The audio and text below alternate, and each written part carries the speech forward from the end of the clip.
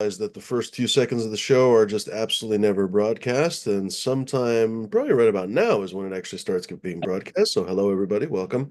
I'm gonna hand it off to D. Go for it. What's going on, everybody? This show is for educational and entertainment purposes only.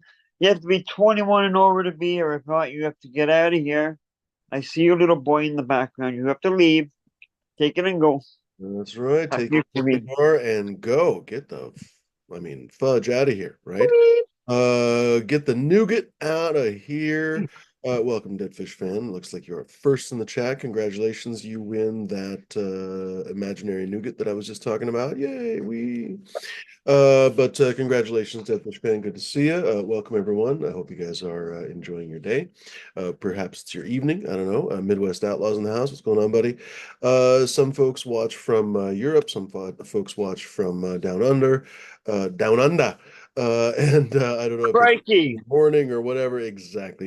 I don't know what you guys are doing with kangaroos there. If it's an evening time activity or a morning time activity, whichever time activity it is that you're doing with the kangaroos. Won't someone think of the kangaroos? In the meantime, though, welcome, folks. It's afternoon here. It's nice and bright outside. It's basically noontime.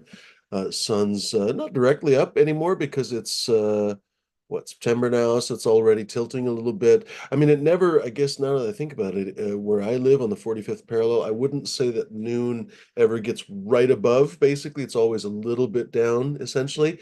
But a little bit further south, I guess. But when you get down to, let's say, California or Arizona, where they filmed a lot of those westerns, wouldn't you know it? High noon is dead ass center above you. Kind of funny to think about it. Anyway, ladies and gerbils, welcome, Couch. Good to see you, buddy. Welcome. Who else in here? Southern Vermont Vintage. He's saying Famunda from down under. Welcome, folks. Though, as D has said many times in the past, that I, for some reason, steal from him. Lurkers, non-lurkers. Welcome, everybody. Welcome to the show. You guys are welcome, of course, to say hello in the chat. If you guys don't know that oh, here comes North Star. If you guys don't know that we have a YouTube chat by now, I'm sure you do. But if you don't, there is a YouTube chat. Lots of fun folks are in that YouTube chat. Like I said, cheers, North Star. Good to see you. Christophe's in the house, but bonjour, Christophe, or bonsoir, actually. Lots of folks are in there that say hello and get to know us. We get to know, we've gotten to know Christophe honestly, over the years now. We've gotten to know Southern Vermont Vintage. Also, a lot of these folks, we've seen their gardens. I think we've seen Midwest Outlaws Garden a couple times. So, ladies and gerbils, feel free to say hello in the chat. It'd be really nice to meet you. If you've been, super shy and lurking in the background, feel free to say, hey, we're not going to bite your head off. And of course, if you are still too shy to say hello, you're always still welcome to watch the show.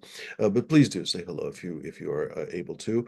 And then, of course, you're more than welcome to hop on the panel, ladies and gentlemen. There's no specific, it's not an invite only panel or something. I may change it to an invite only panel in the near future.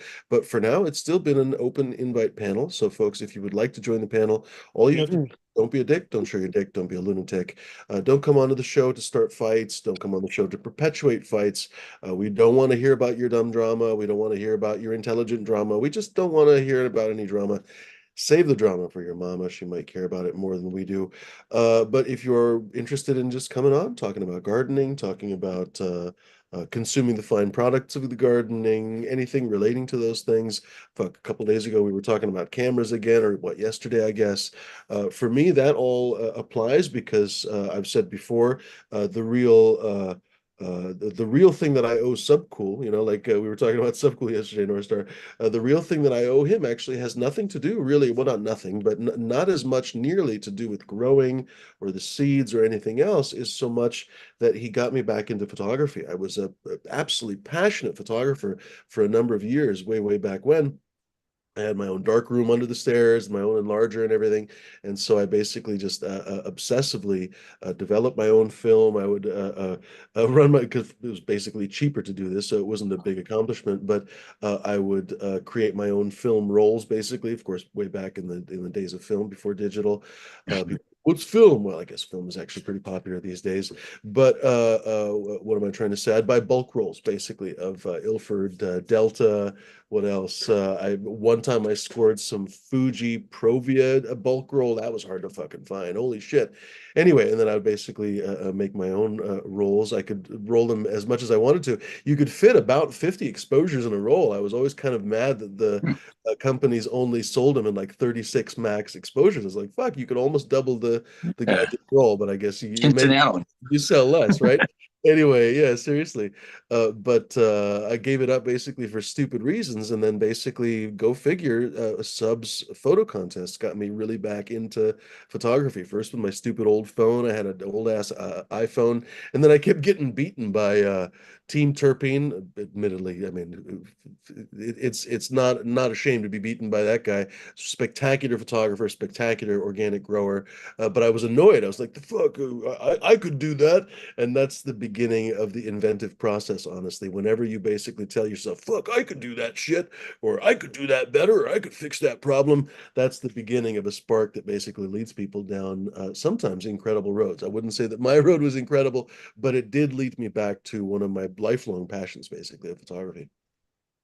Anyway, so I think that it's important to talk about stuff like photography.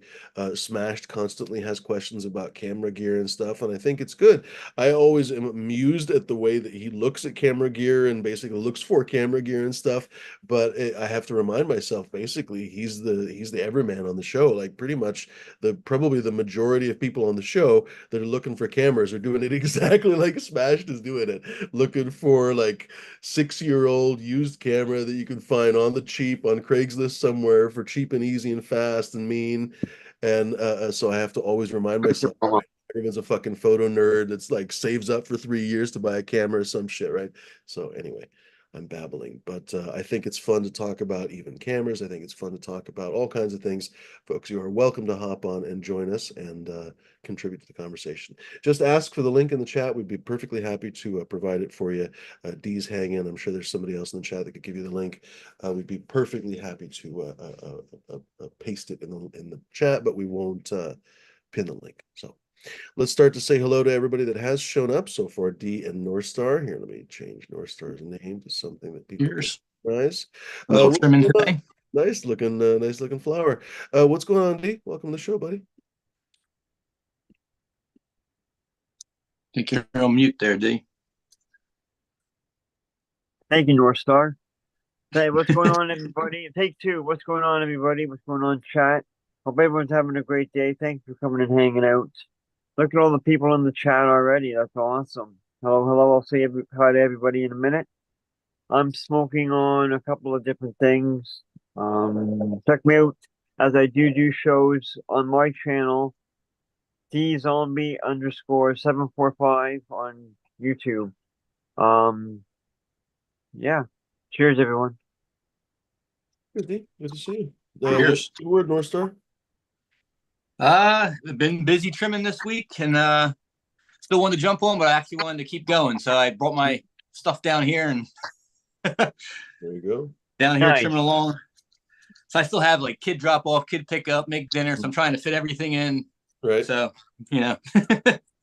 I should probably be trimming right now as well, but I'm enjoying relaxing and not doing this fucking discovery paperwork. So I'm getting sued for this Picayune bullshit. It's Oh my God, you can't really talk about that stuff, right? You don't want to jeopardize things, but it's something that you can't even criticize the state of California for it. You basically have to criticize the county of Los Angeles for such a stupid fucking law that allowed me to basically fall backwards into this goddamn lawsuit. It's essentially a slip and fall lawsuit, and it's just so aggravating. But anyway, so I had to do discovery the last like 2 days and just go through every single fucking email with this guy and oh my absolute nut. Oh, so it's nice. I finally finished for a little bit. I got to do a little bit more on it, but I'm relishing not having to do that for a moment. Oh my fucking God. Anyway, it really just honestly shows you a lot about the American legal system. And I've said this before on the show. People always have this assumption like, oh, if you're right, you're gonna win in court. But the reality is Nah. that's not true at all. Whoever has the most money is going to win in court. That's just basically the end of it. And there's every once in a while an exception. Oh, okay, Oh, justice prevailed. But basically, whoever has the money can bury the other person. And that is Yes, a money and really connections dark, yeah, and who that's you know dark goes a understanding. long ways. Yeah. I know Uh, that for sure. yeah. So that's it. Like I this got a guy great example is for that not. around here in California for you. A few years ago, after Prop 64, we actually had a property in Santa Rosa in an area we could put a dispensary in. And, we started going through the process of that. Well, somebody else in the same unit that we were in, the same complex of units, wanted to open a dispensary too. Well, you can't have two within that close. So we had to have a competition basically. We submitted all our stuff first and they came in afterwards. Well, after we submitted all our stuff and everything and back and forth, we were told we had the best application they've seen of all 70 some applications the whole city have gotten, unparalleled. As a matter of fact, one of the guys, one of our partners was helping Ed Rosenthal down in Oakland with a dispensary. He opened the first dispensary up in Clear Lake. I mean, he was well versed in opening dispensaries for over 15 years and running dispensaries and everything. So we have everything locked in, looked pretty good. I was in the cannabis business, well known around the area, Sonoma County. We had everything going for us. And then our competition, basically, their lawyer was a city council member that had retired from the city council. And during the break, the lawyer and the city council were all buddy, talking, blah, blah, blah. And they won. And basically, they were just black market farmers. And the guy, his business he was running out of there was an automotive business. He did import autos, tune-ups and stuff. He got to have the dispensary, and we got nothing. And we were told we had the best application, all this stuff. Our SOPs were proper, the whole line. But we didn't have a lawyer that was buddy with city council. So we didn't get nothing. Unreal, man. Yeah, you watched like my friend and I were watching The Wire, and I watched it, fuck, I don't know how many years ago, because it was made like 20 something years ago, and I didn't watch it when it was new. I watched it a couple of years later, but still, it's been all these years since I've watched it, and it's scary a little bit how much of that stuff you still see in our society. And then the more people, journalists, because The Wire talks about a lot of people, from the street level drug dealing to the police to journalism to schools to teachers, and so if you know any of these different people, like it's scarily fucking accurate to this goddamn day. So if you watch it with a cop, the cop's laughing the whole time because the show's so fucking accurate. If you watch it years ago, I watched it with a cop friend of mine. If you watch it with a teacher, they fucking laugh all the time because this show is so goddamn accurate. On and on. I bet you if you watched it with a corner level drug dealer, they'd be fucking laughing because of how accurate this fucking show is. And it's just scary that basically nothing's changed. The only thing that's changed is that nowadays the show would have smartphones, because it's comical how it was even before like flip phones at one point, and then finally they got flip phones, which was like super high technology. It was still way before iPhones, and it was also way before like laptops and shit. So everybody did everything on paper. Comical how much things have changed. But other than that, the actual social problems, the fact that like you say, it's who you know at City Hall, and if you fuck someone or if you get fucked, then you're screwed for life. And anyway, what a shit, what a shame. What's Yep. going on, Laura? Hey, nice Beautiful. background you got there. Welcome. Oh, hello. Just about to take a stab at a day.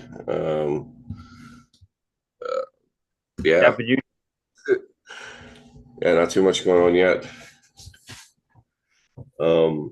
Yeah, how are you guys doing? Pretty good, pretty good. What's the good word with you? Hi.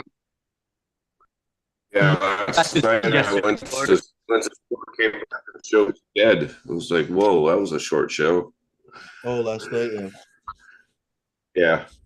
Yeah, I just went down to like the dispensary. I came back. I was like, I wasn't gone for maybe 45 minutes, and I was like, whoa, it's over. Oh, We tried, but nobody was hopping on. yeah. That's what it is. Flora, I got those beans you had sent me. Got them Yeah. yesterday on the site already. Could you email me over like a picture to up with them? Yeah, I'll do that. Right now I have just like the generic South Bay Yeah, I saw that. up there. Cool. You sound Yeah, I something. plan to I'm gonna try to post that up this afternoon when I get done trimming. Yeah, Here. it's the grape lotto, which is super fucking dank. Oh, you've been talking about that a little bit. Tell us about it. It's just like a really smooth, creamy grape. But it's like grape, like a deep purple grape flavor. But it's like very creamy. Like the only way I can describe, I don't know if I guess if you're depending on where you grew up, like there's things called snowballs in the South. They saw them snow cones other places. But like I don't know if you ever had a grape one with like cream on it, like with Mm. like put cream on it. That's the flavor. Hmm. It like tastes just like that. What's the origins? A grape pie to something or what? Grape pie to the gelato OG-F2, which is used gelato 41 cross OG, which that's a really creamy. That came out as that gelato OG is a real creamy OG. Like Huh. like it's not gassy at all. Like it's Cool. just like super smooth, creamy, funky. It's good. Be a nice But cross. I really like that grape pie. It has that really, first of all, it has that really ethereal, happy high of the cherry pie, and that just very pronounced sweet but not over sweet grape flavor. It's really quite. I don't know why they even call it pie. I mean, I guess it's creamy like a lot of pies, but it's not really like it's not cakey or earthy. I don't think it's very no, like not at all. just Yeah, a little bit sweet grape. It's not even like a candied grape or anything. Cheers, I VT. like that grape pie a lot. That grape pie stuff's phenomenal. Cheers, everybody. Can you hear me with this headset? Yep, welcome. Awesome. Welcome. How's everybody Hey, doing? Sheldon. Cheers, D. How you doing, homie? Cheers, Hey, Joel, buddy. Amy, Laura. What's the good word? Nice looking doggy you got there. Oh my, yeah, handsome boy there. He's got to go in for surgery Uh-oh. on his right foot here. I don't know if he let me mess with it now. He's probably not gonna let me touch it.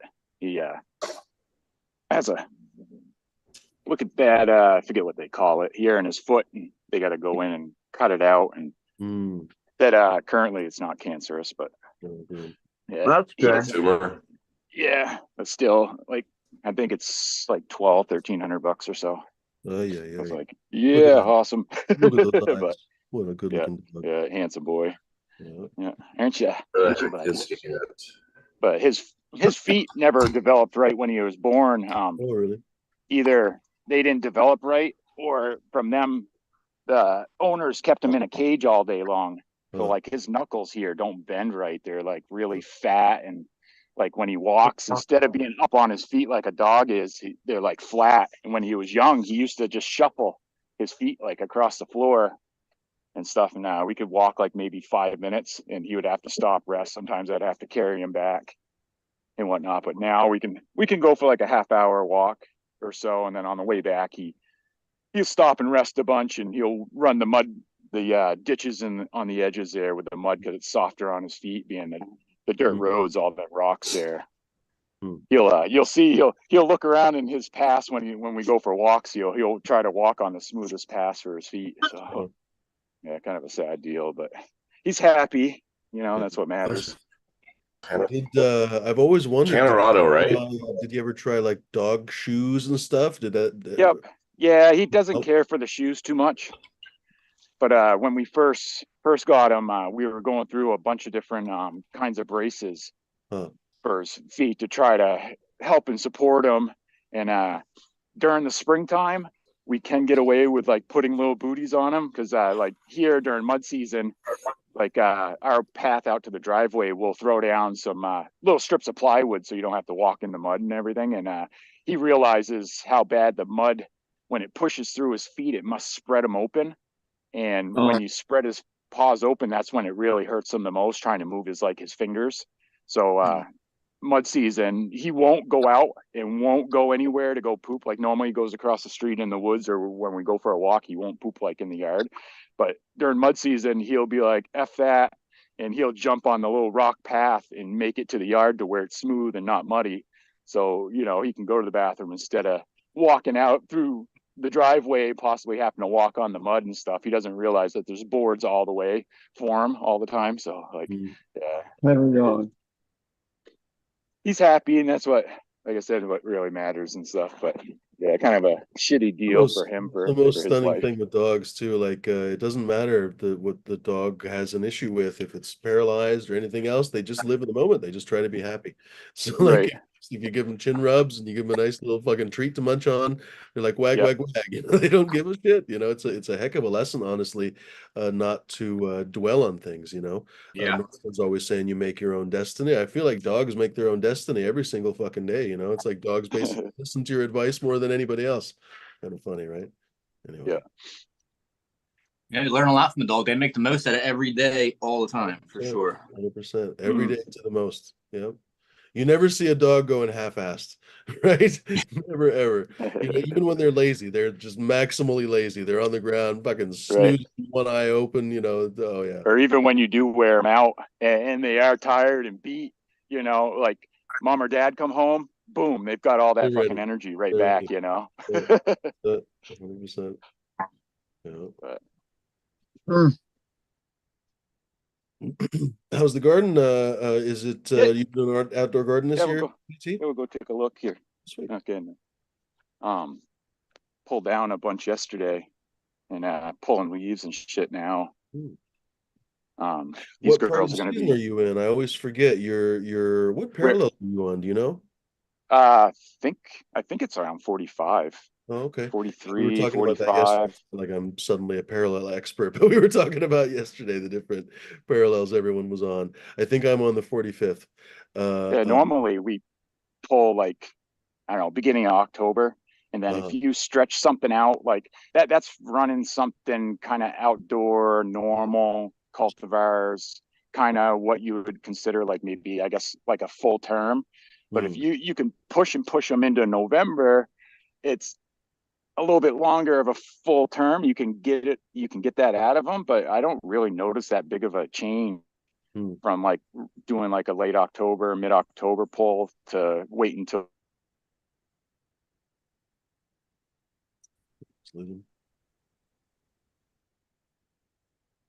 That's the downside of his internet. Like say maybe a heated greenhouse or like a greenhouse that can hold in some of the heat for you and stuff. But like pulling down middle of September is ideal if the plants are finished that early. You know, these girls like here, you can see they're close. If you find what side my camera's on, you know, you look at the trichomes and stuff, they're all nice and cloudy. And you got a few of the hairs that are starting to turn. Like that cultivar is the same as this cultivar here. This is the Ocean City Beach Ripper. And I don't know how well it's coming in on the video and stuff, but you can see like maybe a third of the hairs are starting to turn or so. A few of them have turned all the way down and whatnot, but a lot of it's just the tips. You check the trichomes, they're nice and cloudy and whatnot. But I started, this one here is the one I'm on the process of. But this one was the one all season. You could tell it kept getting aphids all season long. You kept watching it. Ladybugs were coming. They were taking care of it. There was a couple times where it seemed like the aphids were kind of where the ladybugs couldn't keep up. So, you know, hammer them with the hose, drop everything off and whatnot. And, you know, you look on here, you might find a couple that are still on here, but you know, I'm flipping some of the leaves as I was tearing off the other day and noticing some on it. So, you know, I'll douse the whole fucking ground with DE because as I'm stripping, some of them are on the ground, some of them go in the bucket and whatnot. But just to keep them, people say that they won't. A lot of times, if you spray them off, they're not going to crawl back up the plant and stuff. But that's bullshit because I've watched them and seen them plenty of times come right back up. You spray 100 off, you're not going to get 100 back on the plant, but I guarantee a good 20 of them are going to make their way back up there and stuff. So just spraying them isn't the cure all, but at this point in stage, if I come on here and I see a whole shitload, I'm like, oh, dude, this is still kind of infested with fucking aphids and stuff, and not just a few kicking around here and there. Then I'll go ahead and hose this again and get everything off it before I bring it in to dry it and whatnot. And you're not really gonna pull the trichomes off at this stage, being that the plant hasn't ran, so where they're wicked amber and they're ready to fall off. Like you could hit this really hard with the hose and all your trichomes are going to stay on and everything's going to be fine. I was just going to So, say that that doesn't seem like really smart advice. I guess I've heard that before, that people have said that you wash the bugs off, they won't come back. But it's like, no, think about it for a second. I guess if you don't believe in evolution, stop listening now. But I mean, like, if you do understand evolution and the evolutionary process, it's like, could a heavy rainstorm be an extinction level event for aphids? Well, if right, right. true, then there would have already been an extinction level rainstorm sometime in the last several million years where modern aphids have I don't been. know, Phoebe. How long I have think- aphids been around? I don't know, fucking 20 million years, probably. Who knows? There's got to have been a goddamn crazy rainstorm in that time that washed literally every aphid off of us, an entire forest or something somewhere. Did it did it kill all the aphids in that area? I guarantee it didn't. So that's really dumb. So the idea that aphids couldn't either, first of all you need is one aphid because they famously basically reproduce asexually for a while most of the year. But second of all, if why do they have legs? Like literally, why do they have fucking legs? Just to stand there in a very sexual pose or something? No, I mean they can move themselves around. They can fucking locomote. So it just seems really foolish. What were you guys gonna say? I said I think that they probably did get washed away, a lot of them, and then they adapted over time, like evolved, like everything And that's else. it, exactly. Probably the bitch ass aphids, they got washed away, never to be heard of again. But all it took is, like I say, one aphid that didn't get washed away, and that aphid was like, "Oh shit, I got all this entire field to myself now," or some shit, and all its Yeah, who children. knows? Or maybe got fucking crossbred with something that had that resistance. Mm. Who knows? It just seems But so unlikely. Oh yeah, a strong rain can wash off all the aphids forever. No, come on, that's stupid. I don't know. We used to use sow suds and in water to wash them I mean, off. Like, something that is not available in nature, now we're talking, right? Like, for example, Sufoil X is not available in nature. yeah. It doesn't come off of a tree somewhere. Azadirachtin, like, okay, neat, whatever, but it's not the same thing, right? So that shit, you can use that to kill those things, but not water. Shut the fuck up. I mean, hey, who are these people? This one here is yours, So- Bill. So back to the water thing real quick. So like there's a lot of people that are like, oh yeah, just spray, if you get pollen in your room, just spray your room with water. It's good. Well, how come it rains in like Washington and like the rainforest and shit and like all the time, but pollen still spreads? It doesn't get die, right? It's fucking pollen still spreads in the fucking rainforest. Rains every day. Right. Yeah, but I think probably I don't. Well, put it this way: stuff that evolved to spread its pollen in the rainforest probably is a little bit more water resistant than cannabis. I mean, I have found that cannabis pollen is not nearly the dragon that people have painted it out to be. Like I'm pretty confident that I'm not like pollute. I almost always have some pollen flying. Like I basically have a couple of bales in that tent, and I've had them for a while. So like they continue to have a few pollen sacs here and there. Like they're producing pollen, and yet I don't accidentally pollinate my female crops when I have them outdoors, for example, just a few yards away. So I know, for example, that I'm not contaminating anyone else in the neighborhood or in the vicinity. Right. It used to be people would say, "Oh, if you have a male, you're going to contaminate everybody for 20 miles in an entire radius of 20 miles." Shut the fuck up. That's just not true. Second of all, if you have an active pollinating male in your environment, it's not difficult to That's good. pollen. Because I had an active pollinating male until recently, and right next to him in the same room, I had viable females, none of which got pollinated. All you have to do is basically manage the pollen directions right, use a charcoal filter, boom, Bob's your uncle. It's so fucking easy peasy. Oh, I managed my charcoal. One gram of pollen will go 10 miles. Shut the fuck up. It's people Oh don't. no, I got my fans it's multiple fans in every direction to make sure the pollen gets to everything. That's right. You don't want to miss any fucking corners. I don't want to miss any branches. I want the most pollen on those branches as possible. No, I think a lot of people, I know a lot of people, when you start to become something of an expert in any kind of field, whether it's weed or photography or anything else, you start to very quickly see a lot of the information that even so-called experts disseminate, right? And so if you realize that a lot of the experts are disseminating it seems like deliberate bullshit. I mean, obviously they're just it's unintentional bullshit most of the time. It tells you that a lot of the non-experts are perpetuating a lot of fucking bullshit on the internet, all the time, all day. Oh, that's every field, like you said. Yeah. Go ahead. Yeah. Sorry. No, I was just saying, like, that's every field, like you were saying. That's pretty much like in IT, like I probably only I've met and worked with thousands of different like IT people, but probably only less than 10 of them I would say are qualified, like super fucking like I felt like, oh wow, this person's on my level. Only 10. I have thousands. And I was at like the biggest companies, the biggest software company in the world. I'm not going to mention them, but yeah.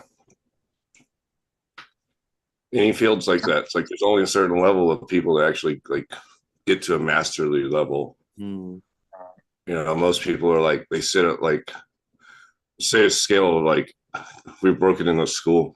I see a lot of people sit at 9th grade. They don't make it to 12th grade or beyond in their craft, because by the time they get to 9th grade, a lot of them are already making enough money. They're already happy. It's going to take a lot of effort to get to the next level. But once you get there, it's nice, right? But like the amount of effort it takes, a lot of times people get like comfortable, complacent. Just, I don't know. I think that's human nature, maybe. I think part of that too is people allocate money with the next level. Yeah. You could be the grand master and give two shits about the money part of it. You could be exactly level 20. You're maxed out, and you're hermit up in a cave doing your thing. You're just a master of your craft. And it's not about showing off and being the expert. It's about constantly looking to learn more, kind of. We're trying to figure out how to do things better.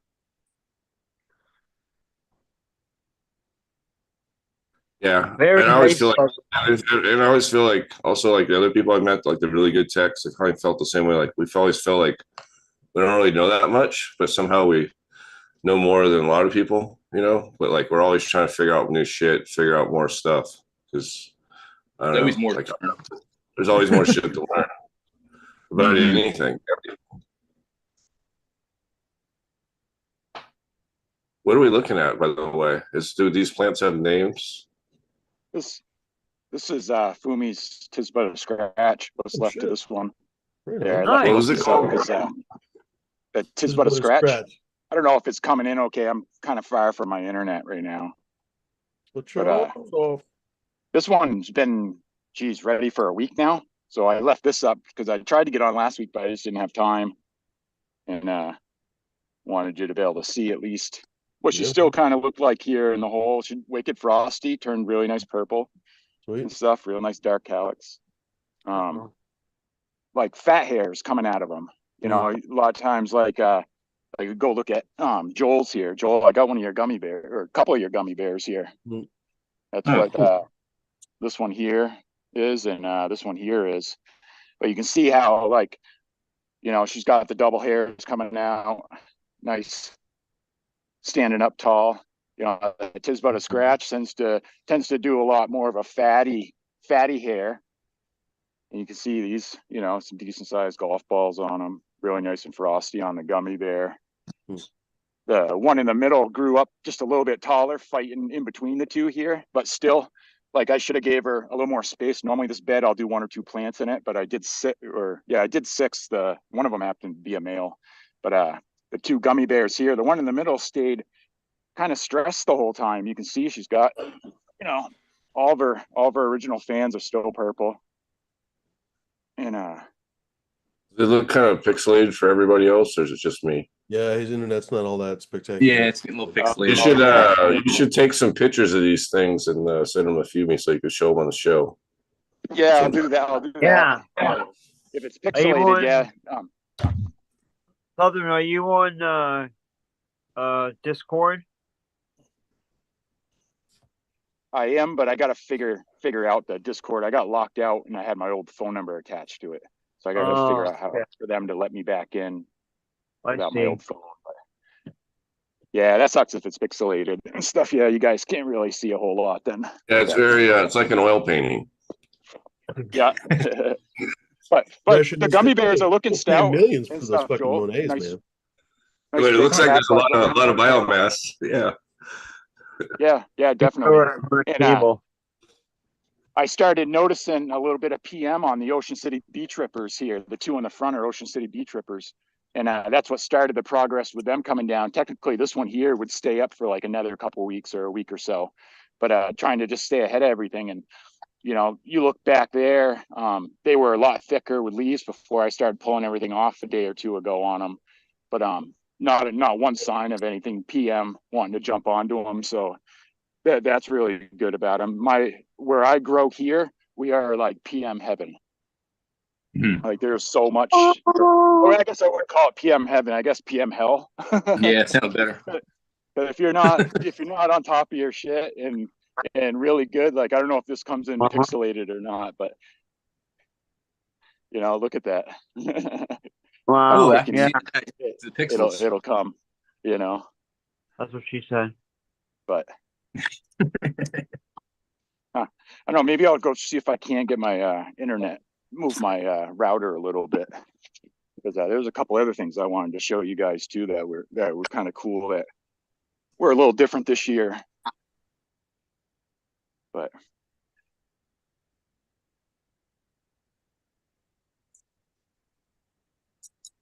I'm jealous that you can just do that outside. I wish I could go do stuff outside here. Dude, fry it. here we're looking for extra sun. Like our season is so quick and short. I wish I could give you some. So like any year that since they've changed the laws here and we've been able to grow it right in our yard, I do shit with reflective lighting here. These are just foam sheets with aluminum on one side, and in the morning they're facing this way to grab the sun in the morning, and then I come out in the afternoon around this time and they end up going this way. And when the sun is out, I could really show you like how much dude, it's like you're putting a mirror on these girls. And without doing it, all these back branches here, one, they would not be any weight on. Now we can see some colas. And all these branches would wrap themselves around the plant to the front, to the south side, trying to get to that sun. So you'd come back here and you look at these plants and it looked like someone chopped all your fucking plants off. And it's just because they don't get the sun and they're trying to wrap themselves around. They're taking all that strength and energy to do that. I really wish this would come in because you'd really be able to see the difference. Like it is fucking incredible what you can do with side lighting. How thick. Nice size plants though. They look just like the fucking front sides or the south sides, the east sides, west sides, you know, whatever and stuff, but reflective lighting right there. West side. They're doing a lot of shit. They're doing a lot of shit with underlighting. And I don't think underlighting is really it, because then the leaves, I don't know if it's coming in enough to where you guys can see all these leaves here, they flatten themselves out and look like a fucking wall, because they're catching all that sun here on this back side. If they weren't here, they'd be up trying to catch it from the sky, you know. But for a plant to get underlighting, they're gonna want to fucking put their leaves upside down like this, you know. I don't know. Side lighting, I think side lighting is the thing everybody should be working on, outdoor or indoor. Underlighting, I'm just not all that sure about. They'll say, you know, good to try to keep some of the pests away. And I see that here where I have the side lighting. If a plant has a pest issue, it's not in that section where the side lighting is, or that plant that's getting the majority of the side lighting doesn't have it. It's the plant that's not getting the side lighting. Usually I feel like indoor stuff like mites don't give a fuck. It could be light or no light. They don't give a fuck. Right. When indoor or something like that, they're kind of stuck because they have no choice but to eat what is there. Yeah. You know, out here they can be like, oh fuck this, I'll just go 5 feet over and chew on this instead, you know. Yeah, I tried to increase the underlighting in my greenhouses for a couple of years by putting down white plastic under everything. Yeah. And that didn't do shit other than actually raise the temperature of my greenhouses, because instead of having black plastic absorbing the heat and drawing it into the rocks underneath, it was reflecting all the freaking heat back up into the greenhouse. So it was just made my greenhouses hotter. It didn't do shit. Yep. Yeah, I've done the black stuff. Like here, we're looking for heat here I think he's in a beginning of the colder season- climate, right? Yeah, definitely. Our summers are normally like 80 degrees. Our nights, like summer nights, are usually 50, 60.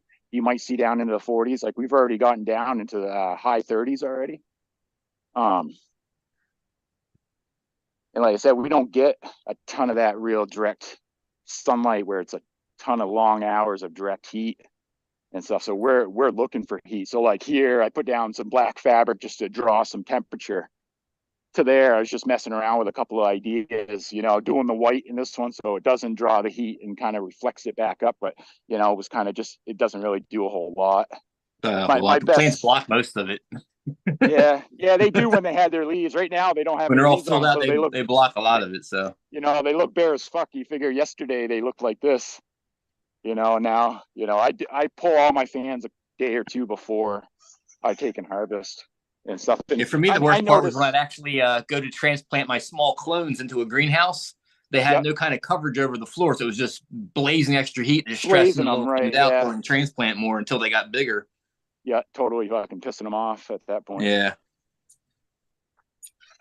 But messed around with a few different ideas this year on like some of the different stuff to put down for like cover crop. Like I'm steering away from any cover crop. Here we just have too much bacterial diseases and like fungal diseases and shit that the rain, when it splashes down on this just grass or whatever, it fucking wants to give it septora or fucking do this or that to it. So it's, the best thing I have found over the years is when I do my rock gardens, I go pull a bunch of rocks from the brook down back and stuff, and I just cover everything here, just like all rocks. And you pull up any of these rocks, and what's underneath it? It's tons of bugs, tons of roots, tons of worms. It's a pain in the ass. It's interesting. You should work on that, like that. But like most of what good permanent mulch. What I do for any of my feeding all through just like my compost teas and stuff. And then at the end of the season, I pull all them rocks. I'll load it all up with my compost and shit so it can break down and do its thing. And then next year when I plant, I'll take and plant wherever and start putting my rocks back in. But I like the rock gardens. Keeps them a lot cleaner, less problems, less shit to take care of. A little bit of a pain in the ass, like if you do top dress feedings and shit, but still you can move a couple, put down your top dress feedings, put them back and stuff. And I'll do this too in my raised gardens, put like a compost bucket on the side and just load it with house scraps. And it stays here. It's got a bunch of holes in the bottom. Every couple of weeks, I'll come fill it up with a bunch of water and just let the water flow through. But if we were to pull this thing is, surrounded by fucking roots, getting whatever they need from there, that might provide, I mean, the rock mulch idea is not a bad idea. I remember probably at least a year ago, people were talking about avocado tech this, avocado tech that, and I just laughed like a jackal because an avocado is $2-3 fucking dollars, right? So you're gonna put a couple dollars of I don't know, $10-15 of avocado on every plant that you're gonna have in the garden. It's just farcical to me, because basically, among other things, one time, well, I don't know how many times I've forgotten some of my clone cups. I usually however, I basically pop my seedlings and clones and stuff. I eventually transfer them into basically red solo cups, I guess you could call them. I think they are solo cups basically that I get at Costco by the 1,000 or whatever, right? And I just kind of trim them at the bottom so water flows out and stuff. And when I take cuttings, I use those cups without any cuts in them, just filled with water, right? But anyway, fuck was I trying to say? I lost my train of thought. I was trying to talk about clone this, clone that. Fuck, that dab got to me. I don't even remember what it was. This Bud told me what it was. It was rock mulch, avocado. The rock mulch. There we go. Thank you. When I transfer into the solo cups, basically, normally I stack up the solo cups and I try to wash them and reuse them for next time, right? But every once in a while, I'm just the stupid fucking stoner, right? I just maybe I'm smoking a joint or something, or maybe I go to smoke a joint and I forget the cup basically on the soil, and half the time basically I find a spider in there or whatever. But if I forget the cup basically on the soil, wouldn't you know it, I come back to pick up the cup and there's a goddamn orgy of worms. There's all the little red decomposing beetles. There's just like all kinds of roly-polies, you name it. It's like Jurassic Park basically under this plastic cup. And I remember seeing seeing these Instagram videos of the avocado. People pull up these very expensive cartel controlled avocado, and basically, there's all these worms and whatever else. Well, if you do the same thing with literally the lid to a cottage cheese container, if you use a plastic Solo cup, if you use literally a rock, anything else that has a little bit of moisture on the bottom of it that can condense, sure enough, worms, roly-polies, the little red composting beetles, all those guys are going to be hanging out there. And so that whole idea, first of all, of the avocado tech is basically based on a misunderstanding of how all that shit works. But second of all, I'm just thinking like that rock garden or rock mulch garden kind of thing is actually a really nice idea, especially for people who, like you say, can't really deal with decomposing matter under the plants because maybe they have a lot, like for example, Smashed in Massachusetts or in Oregon, where it's fucking pounding rain in October. An undercarriage of grass and wheat and shit is probably not a good idea because it's going to start molding. All the seeds will start molding and everything else. So you'd have to be really aggressive trimming it. The last thing you need is to have to aggressively spend time on your cover crop, right? Like you should honestly be using the cover crop to help you, not to hurt you, giving you another job to deal with and everything else, right? So the idea that you could just basically still have a mulch layer, because you still have to have some kind of a decompositional layer on the soil, but you could basically just literally cover it with fucking rocks. It's kind of got its own little genius, honestly. One of these days I gotta try it. It's a good idea.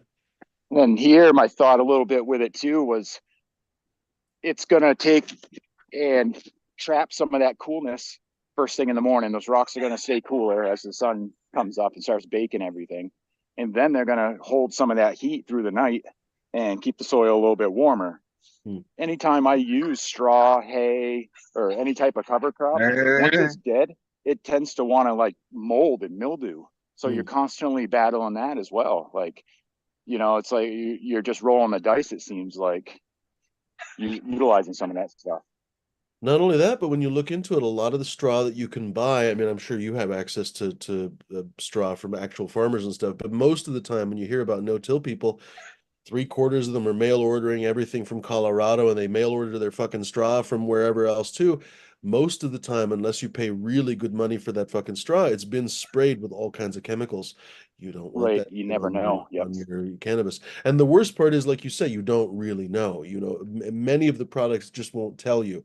And so you kind of have to assume if it doesn't tell you, there's for a good reason that they don't tell you. Right. So realistically, you shouldn't be using that kind of product on your cannabis if you're trying to grow organic. If you don't care, that's another thing, of course. But if you do, I care. So I wouldn't. I do. Yeah, no, I do. Hay or any of that kind of stuff, right? So my health is so like you up. say, that's not the first time that I've heard someone say that it molds or attracts bugs, etc., etc. Yeah, no, not for me. So. All around my house, all my beds are like ornamental beds around the house, walkways. I have bigger stones and small, like pebbles. It's all the mulch I use for everything. For one, it doesn't deteriorate away exactly. I don't have to replace it. It doesn't go anywhere. Just the biggest pain in the butt is when you have like dried leaves and things that do fall in your stone, just cleaning it out. And it's just too much a leaf blower. That's all there is to it. No, it's it's the way to go. It's a permanent mulch, and it exactly. So if you move the rocks around, it always seems to be moisture under the rocks, and you have all kinds of life under there going nuts. They love it. And then the rocks you use, you figure the acid rain's breaking them down. I'm talking very sorry. What was that? Sorry, Fumi. Say that. And then the rocks you use.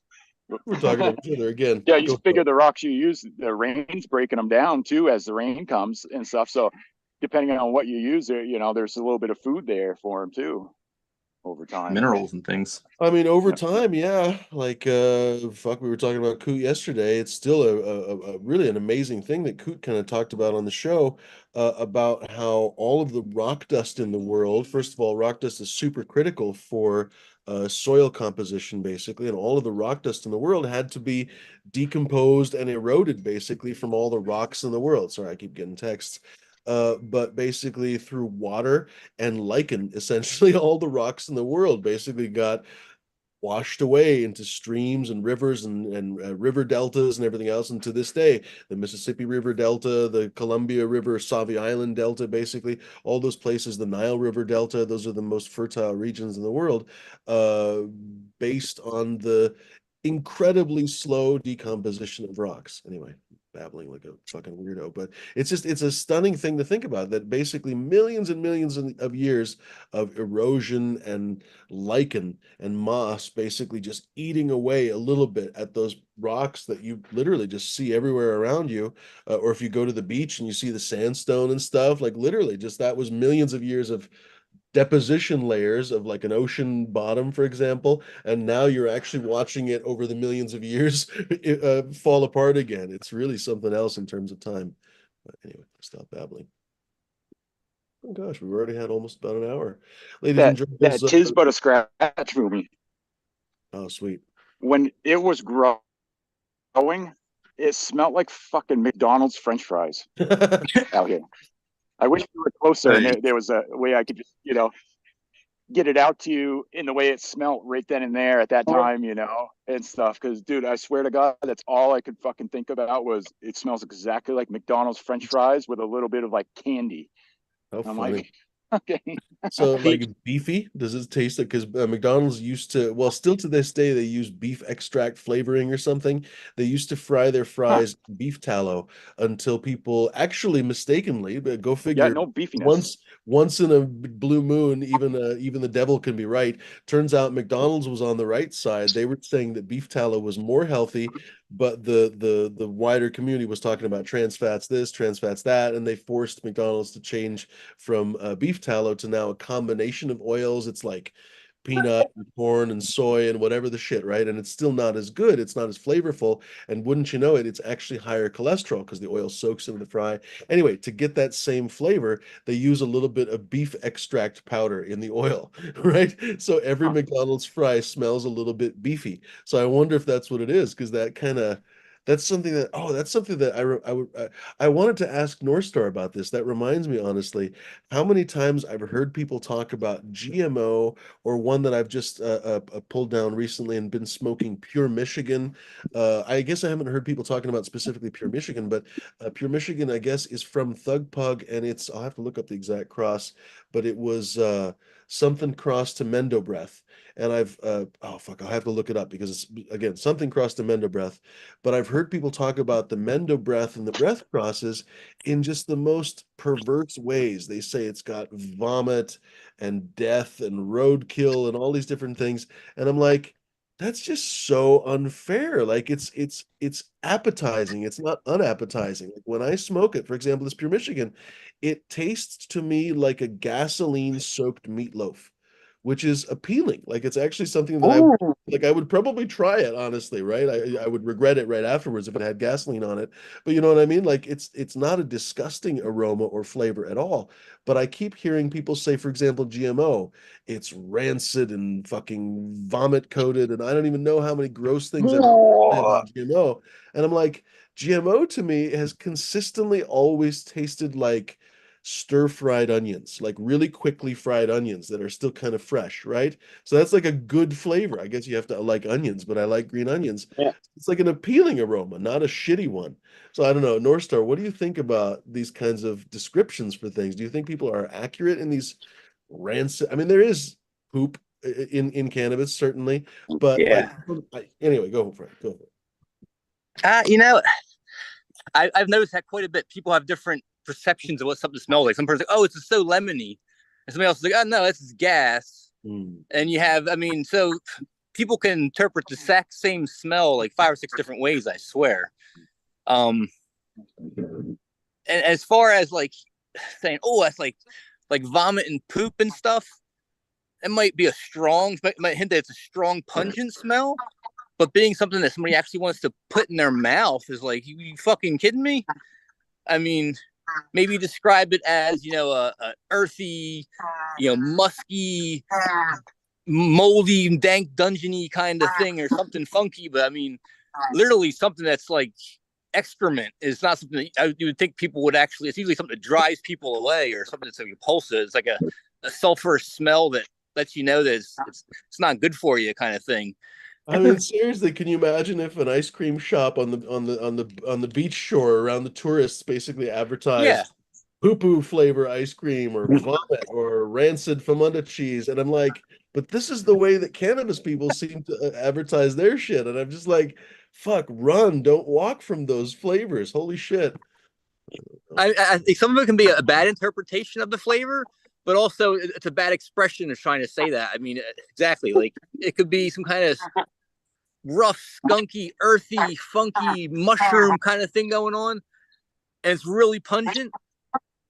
That's probably what it is. It's probably not vomit and poop. It's probably something along that line more. It has some sulfurous compounds in it or whatever, but it's not. I mean, I that honestly, or very few would actually enjoy that, I guess.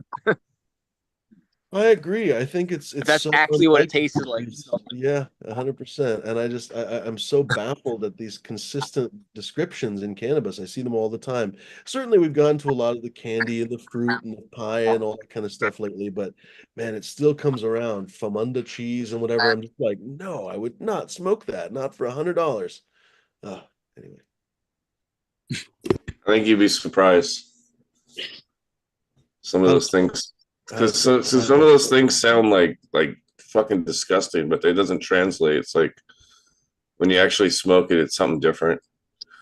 Like, I mean, that's true too. There's oh goodness gracious, there's a couple. Oh, I can't think of it, of course. There's a couple of different like lemon cheese or something. There's oh, go ahead. Go ahead. A lot of people conflate the aromas and the tastes. Mm. Somebody says, what's X and X strain like? You say, oh, it's like this and this, citrus, earth, and whatever. When you smoke it, it's earth, pond, something else. So it might come out differently in the flavor than it smells. And I think that's what people look at, the translation of smell to flavor. A lot of times they might say it has kind of aromas to it. It's like I said, the first red compounds, but the transition of I think I thought of rather than the background, whatever going on. Right. I think I remember, I think it was Franco's lemon cheese. I used to have that clone, and it smells quite cheesy when it's done. The flour itself, you think it's going to be this really like, you think it's going to be like a French cheese or something, honestly, right? From the smell, you would assume, oh, it's not for right now. I don't feel like this for right now because it's a very particular aroma, right? But as soon as you smoke it, it's actually quite fruity, like cakey, lemony. The cheese almost completely goes away. If anything, it's just a little bit of custard in the background. So that was kind of a funny one. I think that's the one that I'm thinking of. But it's not to say that cheese is bad either. And I was gonna say, like, I like a lot of really stinky French cheeses and stuff, but even then, they're not like disgustingly stinky, Even the really gross French cheeses, I don't think that they smell like dead animals or poop or something. It's a funny thing because I know they are acrid in some kind of a way, but or pungent, but it's not a disgusting pungency. I don't know how to. Maybe it's a question of adaptation, right? So, for example, if you've never encountered a French cheese, if you didn't I don't know, if you've never had them before, and the first time someone gives you a stinky French cheese, it might hit you in the face like a ton of bricks. So maybe that habituation, basically, that familiarization, maybe you start to focus on the less offensive compounds or something. I don't know. I'm kind of just thinking out loud. Yeah, that's the closest thing you can assimilate to. When you smell that, the only thing you think that comes to mind might be those smells because you haven't experienced something that's not quite as gross sounding as that has a similar smell down the line, maybe. Be like that right. for sure. Yeah, makes sense. As much as your brain has experienced different smells and compounds and related them to different actual things, allows you to expand your, taste bud vocabulary, so to speak. During Thanksgiving, the family and stuff will get together, and there's a ton of members that have never smoked pot, have never been around pot, know nothing about it. They're totally as green can be to not know anything about it. And I'll take and have them all separately smell, however, 5 different cultivars, and write down on a piece of paper what they think they smell, what they, get off it, and this and that. Being that they're so green, they have no influence from anybody. And they will come up with some of the craziest scents. I'll have to go see if I can't find the papers one of these days and go through like what they felt the scents were to what the strains actually were and everything. Because a lot of the time, it totally off the hook shit you've never heard of before. But then once, as a group, we all started discussing the scents and what they smelt. They all started relating. Oh yeah, you're right. It does actually smell like that. It smells more like that, I think, than this actually. And you know, just kind of a cool little experiment with these people are so like not into pot and don't know nothing about it. And I'll sit there with like my old lady where she's wicked into it. And even her, like you were saying earlier on the lemon and stuff, she'll, wow, this is wicked lemony. And I'm like, dude, I get no lemon out of that at all. Like, you know, like, Yeah. smells like bubble gum. Or the fucking McDonald's French fries. That's a fucking first, dude. McDonald's French fries. That's all I can smell. Dude, smelling it would make my stomach growl. You know, I'm a person that rushes around and eats, you know, late in the day type of deal. So here it is midday. I'm fucking smelling it and I'm craving fucking McDonald's French fries. You know. That's funny. Yeah. So you're muted. That's funny. Who, me? I wasn't saying anything. No. So add that to your list of what your plants smell like, Phoebe. McDonald's French fries. Yeah, McDonald's French fries. French fries. Believe it or not, I don't think that's the first time I've heard it, but I don't remember who told me that before. I don't remember if it was something of mine, but I've heard people say French for potatoes before. Definitely like potato for sure. So I'm like, what, starchy or what? What is that? I can't think of what that would be. I guess I haven't really smelled potato before in cannabis. But isn't that a wonderful thing in cannabis? Because there really is just fucking essentially everything. Like I've been talking about this Jack Herer cut that I want. I've identified it. I want to get it back, and I know where to get it. So it's very easy to get, thankfully. And it has this incredibly distinctive, like brand new tennis shoe aroma. Like when you basically buy a pair of fucking Asics or something. I don't know. It also kind of tastes, or it's not taste, but smells like tennis balls. So like if you basically open up a can of tennis balls or a brand new tennis shoe, it kind of has that plasticky smell kind of, and it's just so distinctive, and it makes me remember like I had this acrid burning rubber one time. I remember I was giving it out to people, and I was such a green grower that I would apologize to people, and I'd be like, I didn't spray this with anything because it probably smells terrible, like I sprayed it with pesticides. I didn't. It smells like this. And now I realize that was a killer cut that I should have held on to with my for dear life, right? But at the time I was literally apologizing to people and telling them like, oh, I promise that's the natural smell. And they would take it home. And I remember my friend Santo from up in Vancouver, he's the Quest dehumidifier guy, and he was smoking, and he's like, fuck me, Fuey is so fucking strong. And we laughed. Anyway, I should have kept that goddamn cut. It was Alien Rift back when. But God, there's so many aromas in cannabis. Strawberry and raspberry. I mean, literally everything. Burning rubber. Like how could you have so many different compounds in the same plant? It's really something else. You don't get that many or that much variety with roses. You don't get that much variety with apricots or anything else. Even with, I guess they say you can get that much variety with apples, but it takes 30 years for an apple tree to grow. Anyway, stunning. I think we don't appreciate cannabis nearly enough. For example, grapes. There's a limit to how many flavors you can have in wine. Honestly, there's a lot of them. There's a lot of flavors, but there's still an actual upwards limit of all the different compounds that can be generated in your mouth, basically with wine. Same thing with beer, whereas with cannabis, limit. Weed's also good. That was something, some kind of a I think Bud said it was technically diamonds. It's basically kind of a sugar consistency, but it was, and I guess when you look at it, I dabbed this one. When you look at it, it's actually these little crystallized diamonds. So when I criticize diamonds as having no high, I guess that's not always true. Well, folks, it looks like we're wrapping up or slowly wrapping up here. Maybe we'll very slowly start to walk out the door. Any updates or any news? Or are you doing any more sales, or I don't know? Flores. Well, we have our September sale this month. We have 3 different menus on. I have Colombian menu, which is UK cheese times Santa Marta Colombian Gold. That's the male. Bunch of nice sativa crosses in that. Panama menu, the Panama Red F3 male I used. Third generation male who's been consistent all the way through. Every generation now has been pretty much IBL consistent. So I'm expecting the F4 generation from those seed runs to be the same thing. Tall, lanky, and then most of all the crosses are going to be fairly Panama dominant with it's a pretty strong male. It puts out there a lot of sativa features and everything it touches. And then I also have a Purple Urkel back cross menu, which is Purple Urkel times Royal Purple. That they're all 30% off. No code needed on the menu on the site at all. genexsupply.com. Just got some seeds from Floor Nug in. That Grape Lotto OG. They just hit the site last night. Check that out. Those are the other ones for sure. Get a free pack of Magnolia Kush with an order of them. That sounds And good. fact, it matters as free seeds right now. Every order gets a free 5-pack of Alchemy, which is the Chem D times Quirkle. Orders over $100, you're getting another. I'm throwing in a 10-pack of Cleaner, which is the Jack's Cleaner times Quirkle.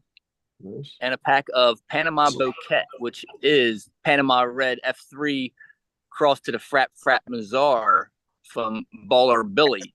The Frap is a really fast flowering strain that helps bring that Panama flowering time down. So you get a much more even hybrid style performance out of it. And then I have, for bigger orders, we even have more seeds. So all kinds of fun stuff out there. Cool. Good deal. That's ends in September. So hop on before September's out and get those menus. And yeah, all kinds of free seeds and good deals. Here's North Star. Good to hear it. Flora, any news from you, buddy? Pretty much covered it. Just check out the Fumadoro. Check out those seeds. They have good seeds there too. You do. I appreciate it. All right. I'll see you guys later. Later, Flora. Right on, man. All right. Later. Yeah, I did do kind of weird goodbyes, didn't I? That was like half a goodbye, half not a goodbye. I don't know. North Star, would you like to finally say goodbye? Because I asked you, like, what's new? I guess you could also say goodbye as well. Yeah, I'll say goodbye. Why not? Thanks for Right. having me on. Cheers. I'm gonna try to make it on the weekend. I keep by the time 7 o'clock rolls around, a lot of times I'm like forgetting where the hell I'm sitting at sometimes. So it depends on the It evening. happens. But I'm gonna Yeah. try to hop on so I can say hi to everybody on the weekend. Sure. And yeah, I'm gonna head back down the hill, and I still got a good 3 hours of trimming to go. So It take happens. care, everyone. Have a good weekend. See ya. Good to see Take it you. easy. VT, it's you, buddy. If you're still there. We might have lost him. You guys probably can't see him, but we can see in the background. His camera's off. Well, we must have lost VT. Well, obviously, VT, if you're still there, you're welcome to say goodbye. Go for it, D. Thanks everybody for tuning in. Thanks to Fumador for always putting this on, these shows together. Don't forget to tune in Saturday for the takeover on one of these channels. Don't forget to Flora didn't mention the coupon code BRAINS on the Fumador website. That only works for Gauge. It only works for the genetic preservation kits. It does not work for the merch or Gauge Green Genetics. Thank you. And I'll see everybody. Oh, and don't forget, I do live shows on my YouTube channel, D Zombie _ 745. Later, everybody. See you Saturday. See you, D. And you can tell D is serious because he always says doo-doo. It's just consistent. Never doesn't say it. Ladies and gerbils, thanks very much for joining us. I think we did actually just lose Southern Vermont Vintage, so we'll just say goodbye for him. Thanks very much for showing us the garden. It was a pleasure to see it. Not just because you showed some of my gear, but also because it's always fun to see the garden and see the chickens walking around, providing natural fertilizer and natural pest control too. People forget about that as well. Especially if you have some really aggressive chickens, they can be really pretty freaking monstrous about it, honestly. Anyway, ladies and gerbils in the chat, Benny Ben, Doc Diesel, good to see you, buddy. Oh, I think holy shit, I'm way behind on the chat. There we go. Now I'm scrolled down. J5, Cake in the Cups hanging. Who else in here?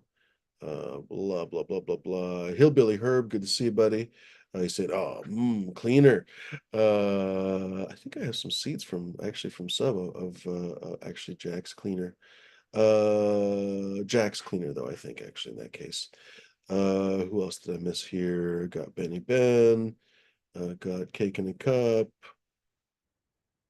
Is it literally just the four of you? There we go. DGC Jeff. Pardon the dank show, of course. Good to see you. Patricia Walker. I almost missed you there.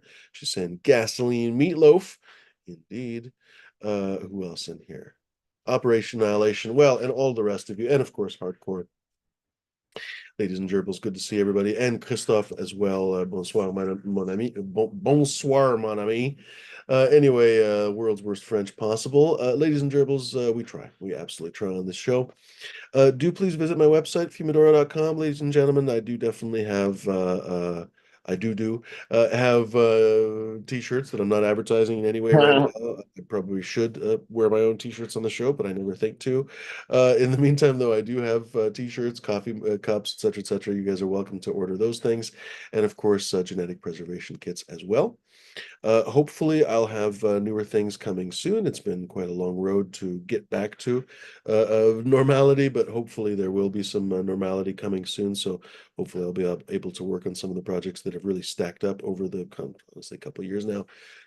So for those that have stuck with me, I hope to report really all kinds of new projects in the near future. So stick with me, I guess. I don't know, whatever. I mean, you're watching the show, so I guess you're here already. So stick around, I guess.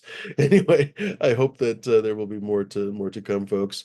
Thank you, of course, to Dee for helping out with the show. Thank you to everybody that hopped on the panel. You guys are our aces, because of course it isn't a show unless we have something to talk about, and normally it's the stuff that comes up on the panel or stuff that comes up in the chat. So thank you, folks, for doing so, and I guess I will cut it at that. Be kind, be decent, be gentle, folks. Don't be fucking pricks, dicks, or lunatics. Make sure to puff something wonderful if you can. If you're not able to, then, of course, treat yourself in some other way if you are able to, because I think cannabis is a real palliative force in our lives. It makes our lives better. So if, for whatever unfortunate reason, you're not able to consume cannabis in some way, hopefully you're able to have a treat of some kind. Treat yourself to maybe a coffee or a nice walk in the sunny breeze. It's nice weather today, honestly. It's not too hot, not too cold. It was raining earlier, but it'd be a nice time to go for a walk, or treat yourself to a chocolate chip cookie, whatever would make you feel better for the day. Hopefully you're able to enjoy that, and hopefully also treat someone else well as well. Ladies and gerbils, I guess we'll leave it at that. I will, Dee, it's a great thought to actually always shout out. Make sure to always spay or neuter your pets. So if Dee doesn't say it, I'll say it from now on. So ladies and gerbils, please do that, because unfortunately there are way too many puppy dogs and kitty cats in shelters. Many of them wonderful, wonderful animals get put down because there's not space for them in the world. Pretty bleak. So if you could just do the world a favor and spay or neuter your animal or pet. Parrots included, presumably. I don't know. I was going to say parrots and fucking parakeets and whatever. Yeah, probably. I mean, shit, they like to bang as well. So anything Brown that bear. 100% honey badgers, you name it, ladies and gentlemen. Pet armadillos. I don't know if that's legal to have a pet armadillo, but if you have pet armadillos, please spay or neuter them in some way. I don't know. Anyway, ladies and gentlemen, that's the end of it. Oh, it looks like there's a weird new off button on this now. Can I do it from the live stream? Oh, okay, they just moved the buttons around. Same thing, but different buttons. Thanks, folks, for joining us. Until we meet again, Takeover, right? So, Dee, I think you said Takeover this Saturday. Yes, sir. Cool. All right, we'll be here on Saturday, ladies and gentlemen. Tell your friends seriously, tell your friends, tell your bud tender, tell your weed friends, tell your real friends, hop on and join us. You guys don't have to be weed experts to watch the show or to join the show or to even hop on the panel. We'd love to have some people that are new to weed that would like to learn more about it. It'd be fun to talk to people. It's actually really enjoyable to have conversations with people who are open to weed but don't know a lot about it. So folks, seriously, don't feel like you or your friends are not welcome. All are welcome to, especially on Saturdays. It's such an easy vibe on Saturdays. Hop on, folks. Don't even worry about it. Adios. Thanks for hanging, my